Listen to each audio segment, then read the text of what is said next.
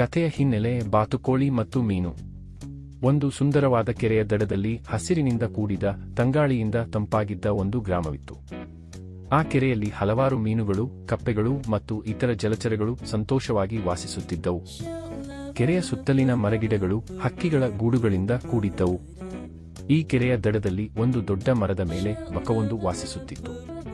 ಈ ಬಕವು ತನ್ನ ಬಿಳಿಯ ಗರಿಗಳಿಂದ ಸುಂದರವಾಗಿ ಕಾಣುತ್ತಿತ್ತಾದರೂ ಒಳಗಿನಿಂದ ದುರಾಸೆಯಿಂದ ತುಂಬಿತ್ತು. ಇದರ ಹೆಸರು ದಾಮೋದರ. ದಾಮೋದರ ಬಕವು ತನ್ನ ಕಾಪಾಡಿಕೆಯಿಂದ ಎಲ್ಲರಿಗೂ ಹೆಸರಾಗಿತ್ತು. ಕೆರೆಯಲ್ಲಿದ್ದ ಮೀನುಗಳು ತಮ್ಮ ಜೀವನವನ್ನು ಸಂತೋಷದಿಂದ ಕಳೆಯುತ್ತಿದ್ದವು. ಆದರೆ ದಾಮೋದರ ಬಕಕ್ಕೆ ಈ ದೃಶ್ಯವು ಕಣ್ಣಿಗೆ ಕಂಟಕವಾಗಿತ್ತು. ಅದಕ್ಕೆ ಆ ಮೀನುಗಳನ್ನು ಸುಲಭವಾಗಿ ತಿನ್ನುವ ಆಸೆಯಿತ್ತು. ಆದರೆ ಮೀನುಗಳು ಚುರುಕಾಗಿದ್ದವು ಮತ್ತು ಸುಲಭವಾಗಿ ಸಿಕ್ಕಿಹಾಕಿಕೊಳ್ಳುತ್ತಿರಲಿಲ್ಲ. ದಾಮೋದರ ಬಕಕ್ಕೆ ಒಂದು ದಿನ ಒಂದು ಜಾಣ್ಮೆಯ ಕಲ್ಪನೆ ಹೊಳೆಯಿತು.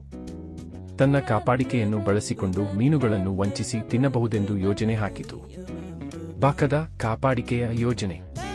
ಒಂದು ದಿನ ಬೆಳಿಗ್ಗೆ ದಾಮೋದರ ಬಕ ಕೆರೆಯ ದಡದಲ್ಲಿ ದುಃಖದಿಂದ ಕುಳಿತಿತ್ತು.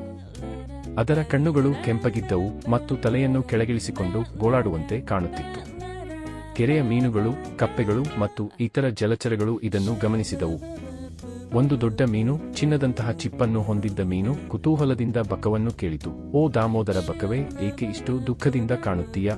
ಏನಾದರೂ ತೊಂದರೆಯೇ?" ದಾಮೋದರ ಬಕ ದೀರ್ಘವಾಗಿ ಉಸಿರೆಳೆದು ದುಃಖದಿಂದ ತಲೆ ತಗ್ಗಿಸಿ ಹೇಳಿತು, "ಓ ಮೀನುಗಳೇ, ನಿಮಗೆ ಗೊತ್ತಿಲ್ಲ, ಈ ಕೆರೆಗೆ ಒಂದು ದೊಡ್ಡ ಅಪಾಯ ಬರಲಿದೆ. ನಾನು ಕೇಳಿದೆ, ಕೆಲವು ಗ್ರಾಮಸ್ಥರು ಈ ಕೆರೆಯನ್ನು ಒಣಗಿಸಿ ಇಲ್ಲಿ ಕೃಷಿ ಮಾಡಲು ಯೋಜನೆ ಹಾಕಿದ್ದಾರೆ. ಒಮ್ಮೆ ಕೆರೆ ಒಣಗಿದರೆ ನೀವೆಲ್ಲರೂ ಸಾಯುವಿರಿ. ಇದನ್ನು ಯೋಚಿಸಿ ನಾನು ದುಃಖದಿಂದ ಕುಂಗಿ ಹೋಗಿದ್ದೇನೆ." ಮೀನುಗಳು ಈ ಸುದ್ದಿಯನ್ನು ಕೇಳಿ ಆತಂಕಗೊಂಡವು.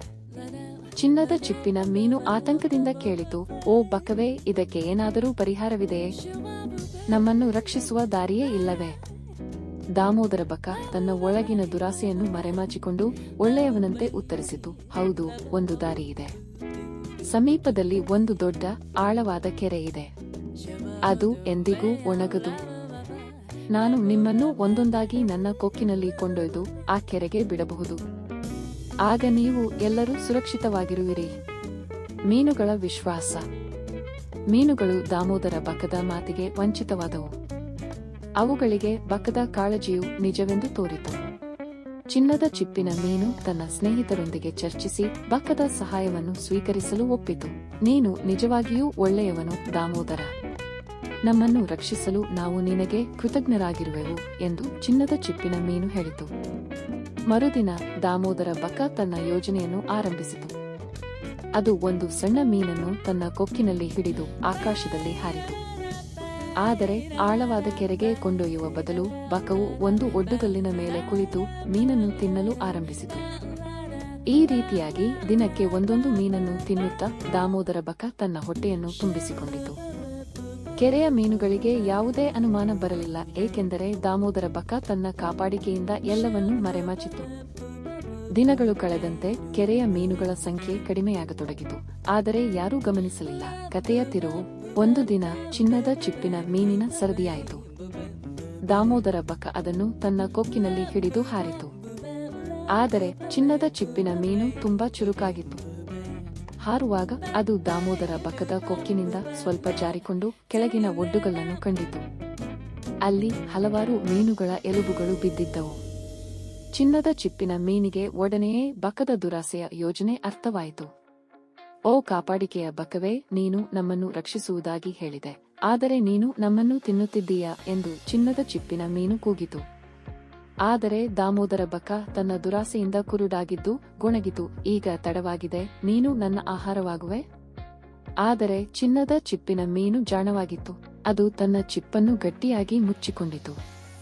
ಬಕ ತನ್ನ ಕೊಕ್ಕಿನಿಂದ ಮೀನನ್ನು ತಿನ್ನಲು ಯತ್ನಿಸಿದಾಗ ಚಿಪ್ಪು ಗಟ್ಟಿಯಾಗಿದ್ದರಿಂದ ಅದರ ಕೊಕ್ಕು ಮುರಿಯಿತು. ನೋವಿನಿಂದ ಕೂಗಾಡಿದ ಬಕ ಮೀನನ್ನು ಬಿಟ್ಟಿತು. ಚಿನ್ನದ ಚಿಪ್ಪಿನ ಮೀನು ಕೆರೆಗೆ ಜಿಗಿದು ತನ್ನ ಸ್ನೇಹಿತರಿಗೆ ಬಕದ ಕಾಪಾಡಿಕೆಯನ್ನು ತಿಳಿಸಿತು. ಕಥೆಯ ನೀತಿ. ಕೆರೆಯ ಎಲ್ಲ ಜಲಚರಗಳು ಒಗ್ಗೂಡಿ ದಾಮೋದರ ಬಕವನ್ನು ಕೆರೆಯಿಂದ ಓಡಿಸಿದವು. ಚಿನ್ನದ ಚಿಪ್ಪಿನ ಮೀನಿನ ಜಾಣ್ಮೆಯಿಂದ ಕೆರೆಯ ಜೀವಿಗಳು ರಕ್ಷಿತವಾದವು. ಈ ಕಥೆಯಿಂದ ನಾವು ಕಲಿಯುವ ನೀತಿಯೆಂದರೆ ದುರಾಸೆ ಮತ್ತು ಕಾಪಾಡಿಕೆಯಿಂದ ಯಾರನ್ನೂ ದೀರ್ಘಕಾಲ ವಂಚಿಸಲಾಗದು. ಜಾಣ್ಮೆಯಿಂದ ಎಚ್ಚರಿಕೆಯಿಂದಿರುವವನು ಯಾವಾಗಲೂ ಗೆಲ್ಲುವುದು. ಈ ಕಥೆಯು ನಮಗೆ ಎಚ್ಚರಿಕೆಯಿಂದಿರುವ ಮತ್ತು ಇತರ ಮಾತಿಗೆ ಕುರುಡಾಗಿ ವಿಶ್ವಾಸವಿಡದಿರುವ ಪಾಠವನ್ನು ಕಲಿಸುತ್ತದೆ. ದಾಮೋದರ ಬಕದಂತಹ ಕಾಪಾಡಿಗಳು ಎಲ್ಲೆಡೆ ಇರಬಹುದು, ಆದರೆ ಚಿನ್ನದ ಚಿಪ್ಪಿನ ಮೀನಿನಂತಹ ಜಾಣ್ಮೆಯಿಂದ ನಾವು ತಮ್ಮನ್ನು ರಕ್ಷಿಸಿಕೊಳ್ಳಬಹುದು.